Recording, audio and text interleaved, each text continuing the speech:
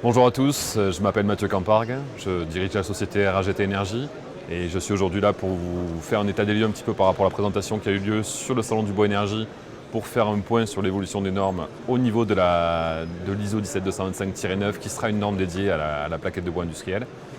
Donc je suis également là en tant que vice-président de la commission de normes au niveau national sur tout ce qui est biocombustible solide et je vais faire un petit état des lieux de ce qui a pu se dire pendant cette conférence.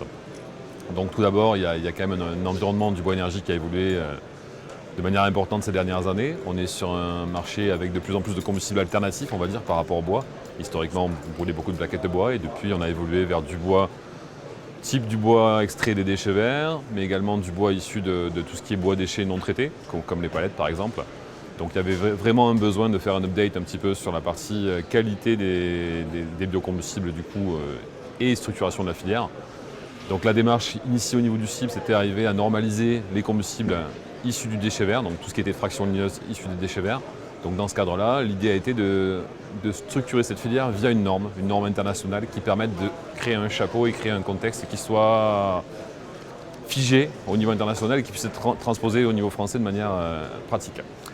Donc pour cela, en fait, on a déclenché une demande de révision de la norme. La norme qui existait sur la plaquette de bois, c'était une norme qui était dédiée au marché domestique, on va dire, jusqu'à 500 kW.